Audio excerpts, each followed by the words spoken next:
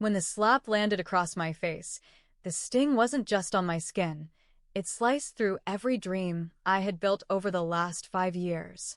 My body stumbled back, but my mind was stuck replaying Jason's cold words, "You're just pregnant, not dying." Tears stung my eyes, but I refused to let them fall in front of him. I wasn't weak. I couldn't afford to be, not now. My name's Harper, and this is the story of how I learned the hard way that love, family, and loyalty aren't always what they seem. I met Jason 5 years ago when I was 28, working as a content strategist in Austin, Texas. At 33, he was a promising property developer, confident, smooth-talking, and attentive. Our whirlwind romance led to what I thought was the perfect marriage. We had a cozy home, a comfortable life, and dreams of building a future together.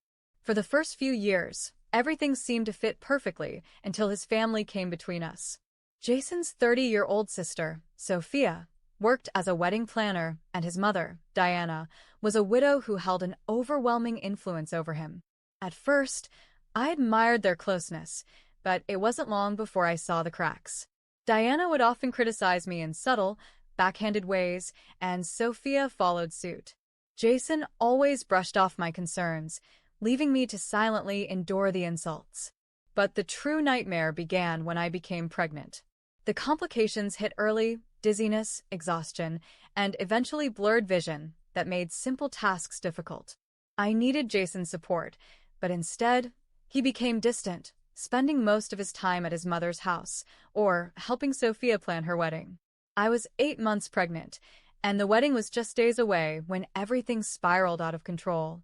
The night before Jason was scheduled to leave for New York for Sophia's wedding, I logged into our joint bank account to pay some hospital bills. My heart stopped when I saw the balance. Almost everything was gone. Panic surged through me as I scrolled through the transactions. Tens of thousands of dollars had been withdrawn, leaving us with just a few hundred to our name. I stormed into the living room, where Jason sat on the couch scrolling through his phone. "Jason," I said, trying to keep my voice steady, "where's all our money?" He didn't even look up. "I used it for Sophia's wedding," he replied, as if it were the most normal thing in the world. My hands trembled. "That money was for the hospital bills for the baby. How could you do this to us?" Jason finally glanced up, his expression cold. "Stop overreacting, Harper. The wedding is important. You'll figure out the bills." His indifference left me breathless. "I'm 8 months pregnant. I can barely afford the medical care I need, and you expect me to just figure it out?" "Yes," he said, standing up. "You always make everything about you." Before I could respond, his hand lashed out, the slap hitting me hard enough to make me stumble backward. My hand flew to my burning cheek as tears welled in my eyes. I stood there, frozen, as he gathered his things. Diana and Sophia stood by the door, ready to leave for the airport. Sophia smirked. "Don't be so dramatic, Harper," she said, her voice dripping with condescension. Jason didn't even glance back as he followed them out the door, leaving me standing there, alone and shaking. The sound of the door slamming echoed through the house, leaving an eerie silence in its wake. My hands trembled as I clutched my stomach, feeling the small but steady kicks of my unborn twins. Yes, twins. Jason didn't even know because I hadn't told him yet. What was the point now? He had drained our savings, slapped me, and abandoned me when I needed him the most. I tried to breathe steadily, but my thoughts raced as I checked the empty bank account again, hoping it was some mistake. It wasn't. The money was gone, stolen for a wedding I hadn't even been invited to. My rent was due in 2 weeks, the hospital bills were piling up, and I had no way to pay for any of it. Tears streamed down my face as reality crashed over me. I was on my own. My hands were shaking as I dialed Jason's number, not because I expected him to pick up, but because I was desperate. It went straight to voicemail. I tried Diana next, then Sophia. No answer. I was completely cut off. My breath hitched, and a wave of panic set in. The stress overwhelmed me until a sharp pain suddenly shot through my abdomen. I doubled over, clutching the arm of the couch as the pain intensified. I told myself it was just stress, but when I felt the warm trickle of fluid down my leg, dread filled my chest. My water had broken. I wasn't ready. The babies weren't due for another 5 weeks. My heart raced as I frantically grabbed my phone and dialed the only person I could trust, my best friend, Rachel. She picked up on the third ring, her groggy voice immediately switching to alarm when she heard me gasping for air. "Harper, what's wrong?" "I think I'm in labor," I choked out, tears streaming down my face. "Stay where you are." "I'm coming right now," she said without hesitation. By the time Rachel arrived, I was on the floor, gripping my stomach in agony. She rushed to help me to my feet and guided me to her car. The drive to the hospital was a blur of pain, fear, and exhaustion. The last thing I remembered was Rachel holding my hand and whispering, "You're not alone, Harper. You're going to be okay." When I woke up, the sterile smell of the hospital filled my senses, and the soft beeping of monitors was the only sound in the room. My body felt heavy, but the excruciating pain was gone. I blinked slowly, turning my head toward the small bassinets near the bed. My breath caught in my throat as I saw them, two tiny bundles wrapped in soft blankets, sleeping peacefully. A boy and a girl. My tears fell freely as I reached out to touch their small hands, their warmth grounding me in a way I desperately needed. Rachel appeared beside me, her eyes soft and comforting. "They're perfect," she whispered. "Strong and healthy." I sobbed quietly, overwhelmed by relief. I had made it. I had brought them into the world despite everything working against me. But as I gazed at my children's faces, reality hit me hard. This wasn't just about me anymore. I had 2 lives depending on me, and I couldn't afford to make any more mistakes. Staying with Jason wasn't an option. He had proven, time and time again, that I meant nothing to him. I wouldn't let him ruin my life, or theirs. Rachel seemed to sense what I was thinking. She placed a hand on my shoulder. "You know what you need to do," she said softly. I nodded, my jaw tightening. "I'm leaving him." The moment I was discharged, I filed for divorce, without hesitation. There was no second-guessing, no fear holding me back. I had nothing left to lose. Jason was still in New York when the papers were served, and when he returned, I was ready. He walked into the house with his usual arrogance, tossing his jacket on the couch as if nothing had happened. When he saw the divorce papers sitting on the kitchen table, he smirked. "You're being dramatic," he said, dismissively pushing the papers aside. My hands balled into fists. "Dramatic?" I repeated, my voice shaking with rage. "You drained our savings, abandoned me when I was 8 months pregnant, and I gave birth without you. I had to figure everything out on my own." Jason rolled his eyes. "You handled it, didn't you?" That was it. I realized then that he didn't care, never had and never would. "You're a monster, Jason," I whispered. "And I'm done with you." As the divorce proceedings moved forward, I uncovered the final betrayal. Jason had been having an affair with Victoria, a wealthy investor he met through work. While I struggled to make ends meet, he had been dining at fancy restaurants and attending luxury events with her. The betrayal should have devastated me, but all I felt was a cold, empty numbness. I was too exhausted to be heartbroken. The divorce was already in motion, and my focus had shifted to building a future for my children. Jason, on the other hand, acted like the divorce was nothing more than a minor inconvenience. He barely fought it, too confident in his new relationship with Victoria. He believed she was his ticket to a better life. One day, during our final conversation, he smirked at me. "You'll regret this, Harper. I'm about to be rich, and you'll still be struggling in that little apartment of yours." I stared at him, seeing for the first time the man who had built his entire life on illusions. He wasn't worth my words. I didn't respond. After the divorce was finalized, I poured my energy into rebuilding my life. It wasn't easy. Balancing work as a freelance web designer, childcare, and recovering from the pregnancy complications took everything I had. There were days when I cried alone at night, overwhelmed by the weight of it all, but I didn't let myself break. My children needed me. Meanwhile, Jason and Victoria flaunted their lavish lifestyle on social media. Pictures of exotic vacations, high-end restaurants, and luxurious parties filled my feed. His mother, Diana, and sister, Sophia, continued to cling to him, proud of their connection to Victoria's wealth. I ignored it all, choosing to focus on what truly mattered, my children and our future. Then, one afternoon, my phone buzzed with a message from Rachel. "Harper, you're not going to believe this. Check the news." I opened the link, my heart pounding, and there it was, front-page news.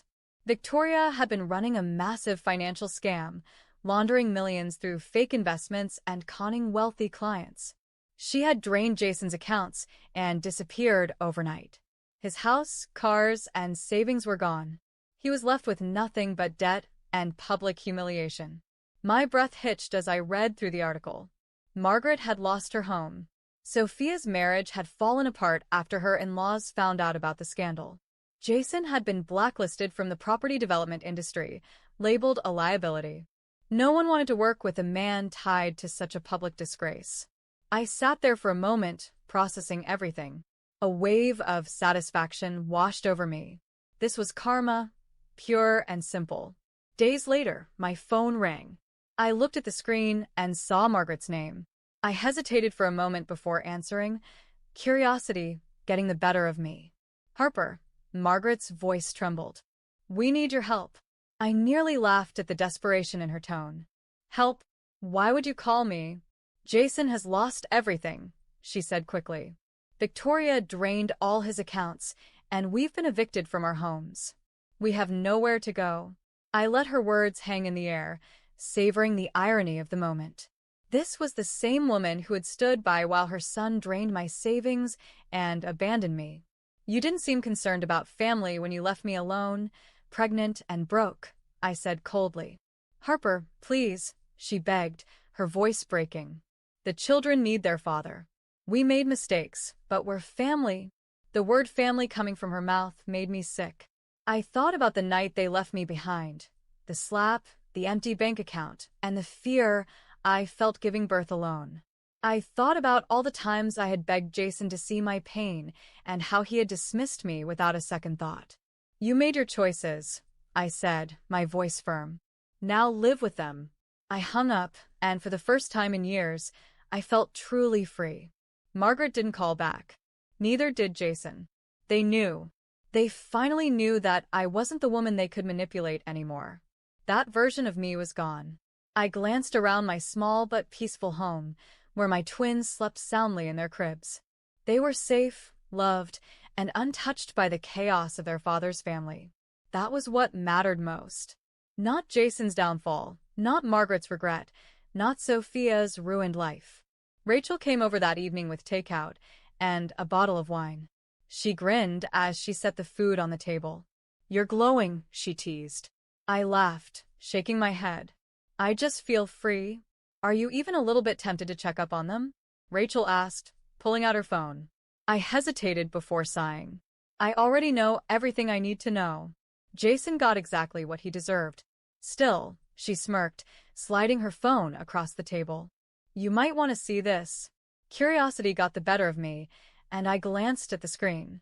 It was a picture of Jason, unshaven, slumped on a park bench, looking utterly defeated. The headline above the photo read, "Former real estate developer Jason Caldwell bankrupted by millionaire scammer." I skimmed through the article. His home had been repossessed, his car taken, and his accounts emptied. He was in debt, blacklisted from the industry, and living off favors from anyone willing to help. I set the phone down, shaking my head. "It's poetic, really." "How so?" Rachel asked, resting her chin on her hand. "He left me because he thought he could do better," I said simply. "Turns out, he was just another pawn in someone else's game. The way he used me, Victoria used him." Rachel raised an eyebrow. "And if he came crawling back, begging for forgiveness?" I let out a slow, amused laugh. "Not in a million years. Life wasn't perfect, but it was finally mine. I rebuilt everything from the ground up, pouring my energy into creating a future for myself and my twins. I found a better-paying job as a digital marketing consultant, which allowed me to move into a more comfortable apartment. My kids thrived, and I made sure they would never grow up feeling neglected or unloved. They were my strength, my motivation, and the reason I kept going on the days when life felt overwhelming. Some nights, I would lie awake, haunted by memories of that final night with Jason, the slap, the empty bank account, the loneliness. But those memories no longer held the same power over me. Instead, they were reminders of what I had survived and what I would never allow to happen again. Months passed, and I rarely thought about Jason or his family. But one day, nearly a year after Margaret's desperate phone call, my phone buzzed with an unknown number. For a moment, I debated ignoring it, but curiosity got the better of me. I answered. "Hello." There was silence before a familiar voice whispered, "Harper." I closed my eyes, instantly recognizing Jason's voice. But this time, he didn't sound arrogant or dismissive. He sounded hollow, defeated. "I don't know where else to go," he murmured. "I have nothing, no home, no money, no family." I exhaled slowly, the weight of his words sinking in. He had lost everything, and yet I felt nothing. No sympathy, no anger, no satisfaction. Just emptiness. "I'm sorry," Jason continued, his voice cracking. "For everything." I shook my head, even though he couldn't see me. "I don't think you even understand what that means, Jason. Can we talk?" he asked, desperation creeping into his tone. "Just for a minute?" I smiled faintly, knowing exactly what I needed to say. "Jason, you're a stranger to me now. I don't owe you anything." And with that, I hung up the phone. No second chances, no forgiveness, just peace. I sat there for a long time, letting the weight of closure settle over me. For years, I had been trapped in a cycle of betrayal and pain, but now, I was free. Free to live, free to love, and free to give my children the life they deserved. Jason was nothing more than a lesson, a warning of what happens when you let someone else hold the pen to your story. But not anymore. I was the author now, and I was writing a future filled with strength, love, and hope. My past didn't define me. I had reclaimed my life, and it was only the beginning. If you enjoyed the story, don't forget to give it a like, share your thoughts in the comments, and subscribe to the channel for more captivating stories. Your support means the world to me. Thank you.